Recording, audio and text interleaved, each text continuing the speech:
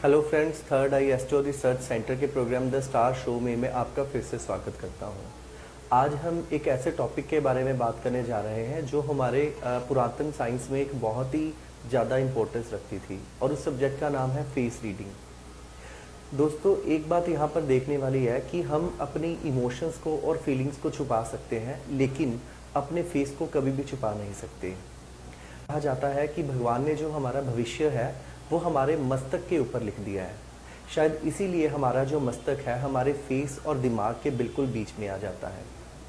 अगर हम अपने फेस के बारे में बात करें तो हमारे जो एक्सप्रेशंस हैं, जो फीचर्स हैं, वो हर फीचर किसी न किसी एक ख़ास चीज़ को रिप्रेजेंट करता है।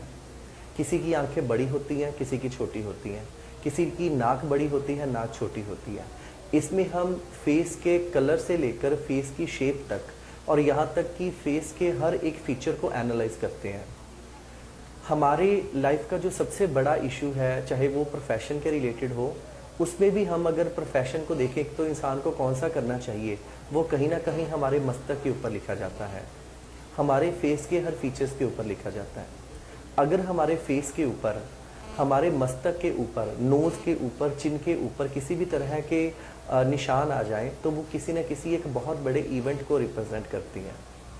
इसको अगर इजी वे में देखा जाए तो हमारा जो फेस है वो 3 हिस्सों में बंटा गया है। जो हमारा फोरहेड एरिया है उसे हम फर्स्ट जोन कहते हैं। हमारी लाइफ का जो स्टार्टिंग है, हमारा 30 साल तक की जो एज है, वो इस एरिया को रिप्रेजेंट करती है, और जितनी भी हमारी मेंटल कंपैटिबिलिटीज़ है वो यहाँ से आती हैं।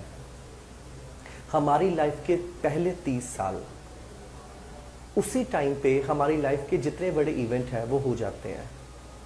शादी का होना, प्रोफेशन का होना, हमारे ब्रेन की जितनी भी डेवलपमेंट है वो तकरीबन 30 साल की एज तक हो जाती है। स्पेशली जो हमारी सबसे बड़ी चीज़ है लाइफ के 2 डिसीज़न, जो प्रोफेशनल सेटलमेंट और मैरिज है। अगर हमारे इस जोन के ऊपर किसी भी तरह से ब्लैक पैचेस आ जाएं, या कोई मोल आ जाए, या कोई ऐसी रेखा आ जाए जो हमारे जो इस फोरहेड के पार्ट को ख़राब कर रही है, तो वो एक बहुत बड़े इवेंट को रिप्रेजेंट करती है। वो इवेंट हमारा नेगेटिव भी हो सकता है, पॉजिटिव भी हो सकता है। अगर कोई भी ऐसा नेगेटिव साइन हमारे फोरहेड के ऊपर आता है, वो कहीं ना कहीं एक बहुत बड़े रॉन्ग डिसीज़न को रिप्रेजेंट करता है। हो सकता है हमारे डिसीज़न ही गलत हो जाए। हमारा प्रोफेशन के रिलेटेड डिसीज़न कैसा होगा, यही चीज़ तो हमें प्रोफेशन में गेन करवाती है। अगर हमारे फोरहेड में किसी भी तरह का डिफेक्ट नहीं है, कोई पैचेस नहीं है ब्लैक कलर के, कोई रेड कलर का निशान नहीं है, तो कहीं ना कहीं हमारा जो फर्स्ट 30 ईयर है हमारी लाइफ के, वो बहुत ही अच्छा रिजल्ट लेकर आते हैं। हमारे ब्रेन की जो शार्पनेस है, हमारे जो डिसीज़न है, वो इसी एरिया से आते हैं। अगर हम सेकंड जोन की बात करें, जिसमें हमारी आइज़ और नोज़ का पार्ट आता है और कान आते हैं, वो जो पोर्शन है हमारे फेस का, वो हमारे 30 के बाद वाले ईयर को रिप्रेजेंट करता है, और जितने भी हमारे इमोशंस हैं उस चीज़ को रिप्रेजेंट करता है। 30 इयर्स के बाद जो सबसे बड़ा रोल है हमारी लाइफ में, वो है हमारी सेटलमेंट का, हमारी प्रोफेशनल सेटलमेंट, हमारा जो लोगों के साथ बिहेवियर है, हमें उनका कितना कुछ लाइफ में साथ मिलता है, हमारी मैरिड लाइफ, हमारे इमोशंस, हमारी जो अकमुलेशन है वेल्थ की, वो कहीं ना कहीं से इसी पार्ट से आती है। अगर यहाँ पर किसी भी तरह के ब्लैक पैचेस आ जाए या किसी भी तरह का कोई नेगेटिव साइन आ जाए इस पार्ट के ऊपर, तो वो हमारी जो मिडिल एज है उसके स्ट्रेस को रिप्रेजेंट करता है।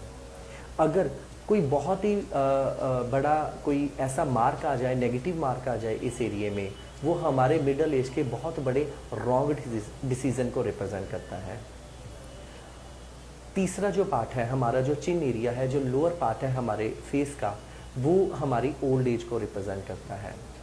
और जो हमारे लिप्स, हमारे नोज़ का जो अपर पार्ट है, और जो चिन का लोअर एरिया है, इस पोर्शन को हम हमारी ओल्ड एज के लिए चेक करते हैं। ये एरिया रिप्रेजेंट करता है हमारे जो 60 साल के बाद वाले टाइम को होता है। ये हमारी जो फिज़िकल लाइफ है, हमारी हेल्थ कैसी रहेगी, अगर इस एरिया पे डिफेक्ट हो जाए तो कहीं ना कहीं जो ओल्ड एज है वो बहुत ज़्यादा प्रॉब्लमेटिक हो सकती है। यहाँ पर हमारे पास कितने सोर्सेज हैं जिससे हम अपनी एज को बहुत अच्छे से कवर कर सकते हैं। ये सारी चीज़ें इस चीज़ को रिप्रेजेंट करती हैं। ये एरिया का ख़राब होना, इंसान की ओल्ड एज को ख़राब कर देता है। फिज़िकल इन्वॉल्वमेंट हमारी किसी भी चीज़ में कैसी है, वो कहीं ना कहीं पर इसी एरिया को रिप्रेजेंट करती है। यहाँ तक कि हमारी जो लाइफ के डिसीजंस हैं, जैसे कि अगर हमारा कोई ऐसा प्रोफेशन जो आर्ट एंड क्राफ्ट के रिलेटेड है, जो डिज़ाइनिंग के रिलेटेड है, या जिसमें फैशन यूज़ होता है, वो कहीं ना कहीं से कौन से प्लैनेट से आता है और हमारे कौन से फीचर से आता है, हमें वहाँ से पता लगता है। अगर जातक की आइज़ बहुत ज़्यादा बड़ी हैं, उसकी जो चिक बॉन्स हैं वो ऊपर उठी हुई हैं, और उसके जो कान हैं वो बहुत पतली शेप पे और लंबे हैं, तो इसका मतलब ये हो सकता है कि हमारा जो प्रोफेशन है वो रिलेटेड टू डिज़ाइनिंग हो सकता है, रिलेटेड टू वीनस के रिलेटेड भी हो सकता है। ऐसे सारे काम जिसमें कहीं ना कहीं पर कोई ना कोई डिज़ाइनिंग यूज़ होती है।